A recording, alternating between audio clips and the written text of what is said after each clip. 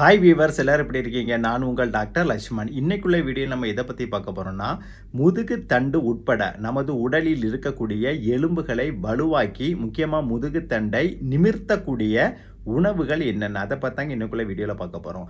இன்றைக்கி பார்த்தீங்கன்னா எலும்பு பலம் அப்படிங்கிறதே இல்லை. இன்றைக்கி சின்ன குழந்தைகளிலிருந்து வயசானவங்க வரைக்கும் அது இல்லவே இல்லை. இடையில மிடில் ஏஜ் அடல்ட்டுக்கு மட்டும் கொஞ்சம் இருக்குது, 100% இல்லை அப்படி தான் சொல்லணும். ஏன்னா சாப்பாடு பழக்க வழக்கம் தான். அந்த காலத்தில் பார்த்தீங்கன்னா சத்தான உணவுகளை சாப்பிட்டு எல்லா ஏஜை சேர்ந்தவங்களும் ஆரோக்கியமாக இருந்தாங்க. முக்கியமாக என்ன சொல்கிறது, அடல்ட்லாம் பார்த்தீங்கன்னா ரொம்ப ஆரோக்கியமாக இருப்பாங்க. சின்ன குழந்தைகளும் அப்படி தாங்க. ஏன்னா சின்ன குழந்தைங்க ஒரு காலத்தில் என்ன பண்ணுவாங்கன்னா, சில மதில் மேல் ஏறி சாடி விளையாடுவாங்க. அப்படி விளையாட்டு கீழே விழுவாங்க ஒவ்வொரு நேரம். அப்போ ஒரு ஸ்ராய் போடி நின்றும், எலும்பு போன் ஃப்ராக்சர் ஏற்படாது. இன்றைக்கி வீட்டில் ஒரு சின்ன குழந்தை சும்மா உட்காந்துருக்கு, லைட்டாக தான் கீழே விழுது, எக்ஸ்ரே எடுத்து பார்த்தா ஃப்ராக்சர். காரணம் என்ன? எலும்பு பலவீனம். எலும்புக்கு தேவையான கால்சியம் சத்து இல்லாமல் எலும்பு ஸ்ட்ராங்காக இல்லை.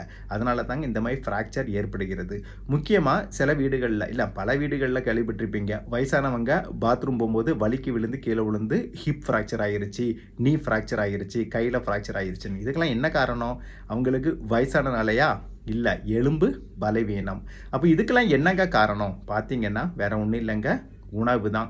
சரியான உணவு இல்லை. அதாவது எலும்புக்கு தேவையான சத்துக்களை, முக்கியமாக கால்சியம் சத்துக்களை கொடுக்கக்கூடிய உணவுகளே இல்லை. அதுதான் காரணம்.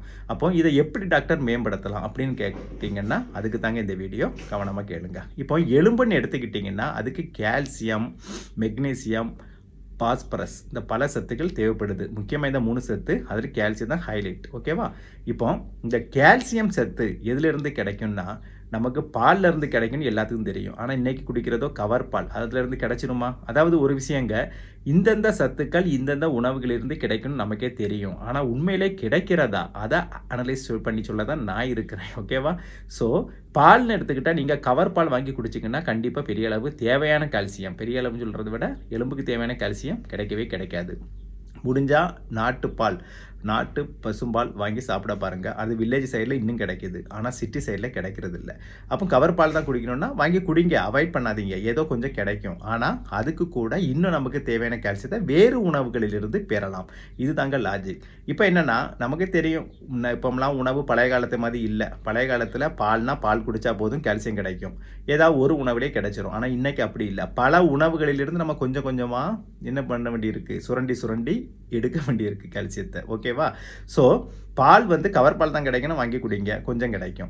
அப்புறம் முட்டை வெள்ளைக்கரு, முட்டை வெள்ளைக்கருல கால்சியம் அதிகமாகவே இருக்குது. முட்டையிலையும் என்னென்னா, நாட்டுக்கோழி முட்டை தான் கால்சியம் கூடுதலாக இருக்கும். அது வில்லேஜில் கிடைக்கும், சிட்டி சைடில் கிடைக்காது. அப்போ என்ன பண்ணணும்? கிடைக்கிற முட்டையை வாங்கி சாப்பிடுங்க. இப்போ நமக்கு ஒரு ப்ளஸ் என்னென்னா, காடை முட்டையெல்லாம் இப்போ நம்ம ஊரில் கிடைக்கிது. அதெல்லாம் ஒரு காலத்தில் இது வெளிநாடுகள், முக்கியமாக சிங்கப்பூர் மாதிரியான வெளிநாடுகளில் அது அதிகமாக சேல்ஸ் ஆகிட்டு இருந்துங்க. இன்றைக்கி நம்ம ஊர்லேயே வந்துருச்சு. ஓகேவா? இப்போ அந்த காடை முட்டை ரொம்ப சத்து உள்ளது. அதை கூட நீங்கள் யூஸ் பண்ணலாம். ஏன்னா இந்த ஒயிட் எக் இருக்கு இல்லையா, லெகான் கோழி முட்டை, அது கால்சியம் இருக்குது, கொஞ்சம் தான் கிடைக்கும். அதையும் சாப்பிடுங்க. ப்ளஸ் இது காடை முட்டையும் வாங்கி சாப்பிடுங்க. அப்போ கால்சியம் ஓரளவு கிடைச்சிரும். அப்போ நீங்கள் சாப்பிட்ற பால், முட்டை, இந்த 2ல் இருந்து கால்சியம் ஓரளவு கிடைச்சிரும். அப்புறம் காய்கறிகள்னு எடுத்துக்கிட்டிங்கன்னா கால்சியம் கொஞ்சம் கொஞ்சம் தாங்க இருக்குது. பொதுவாக பார்த்தீங்கன்னா இந்த கால்சியமும் சரி, புரோட்டீனும் சரி, நான்வெஜ் ஃபுட்டுகளில் தான் கூடுதலாகவே இருக்கும். அதுக்காண்டி வெஜ்ஜு மட்டுமே சாப்பிடக்கூடியவங்க ஆரோக்கியமாக இல்லையா டாக்டர் கேட்டுறாதீங்க. இருக்காங்க, அந்த காலத்தில் இருந்தாங்க, இப்போ இல்லை. ஏன்னா அந்த காலத்தில் அனைத்து விதமான காய்கறிகளும் சமைச்சு சாப்பிடும் பழக்கம் நமக்கு இருந்துச்சு.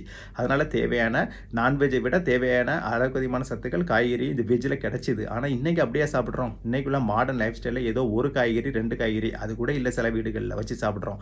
அப்படி சாப்பிடும்போது சத்தே கிடைக்கிறதில்ல. அப்போ அதுக்கு நான்வெஜ் சாப்பிடக்கூடியவங்களுக்கு இந்த முட்டை ஒரு நல்ல ஒரு ஆப்ஷன்.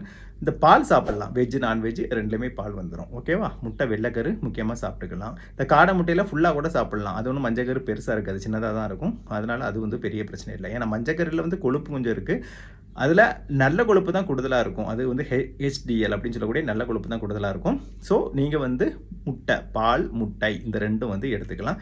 காய்கறிகள் முடிஞ்ச அளவு ஒவ்வொரு நாளும் ஒவ்வொரு காய்கறி வச்சு சாப்பிடுங்க. அப்போ ஒரு காய்கறியில இல்லாத சத்து இன்னொரு காய்கறில நமக்கு வந்து கிடைச்சிரும். ஓகேவா?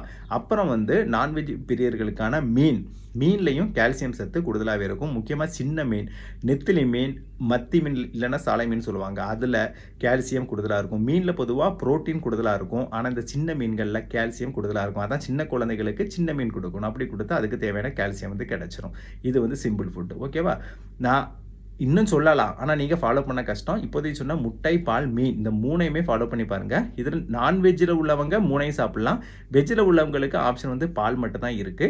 காய்கறிகளும் இருக்கு. காய்கறிகள் ஒவ்வொரு நாளைக்கு ஒவ்வொரு காய்கறி வச்சு சாப்பிட்டு பாருங்க. உங்களுக்கு தேவையான கால்சியம் கிடைச்சிரும். இப்படி பலவிதமான உணவுகளிலிருந்து கொஞ்சம் கொஞ்சமா தான் கால்சியத்தை எடுத்து நம்ம போனை பாதுகாக்க வேண்டி இருக்கு இன்றைய காலகட்டத்துல. அதனால இந்த வீடியோ உங்களுக்கு மிகவும் பயனுள்ளதாக இருக்கும்னு நான் நினைக்கிறேன்.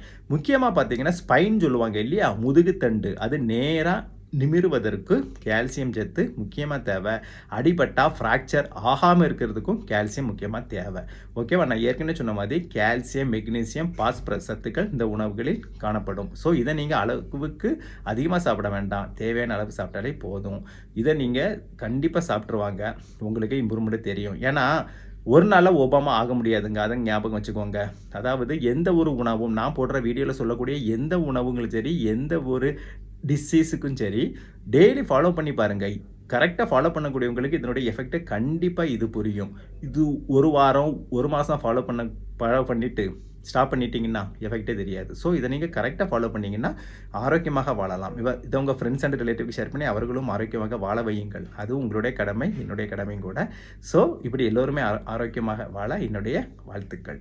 இதுவரைக்கும் என்னோட சேனலை சப்ஸ்கிரைப் செய்யலைன்னா மறக்காம சப்ஸ்கிரைப் பண்ணுங்க. உங்க ஃப்ரெண்ட்ஸ் அண்ட் ரிலேட்டிவ்க்கு ஷேர் பண்ணுங்க. இதை அனைவரும் பார்த்து பயனடைய வேண்டும். மீண்டும் அடுத்த வீடியோவில் சந்திப்போம். அது வரைக்கும் பாய்.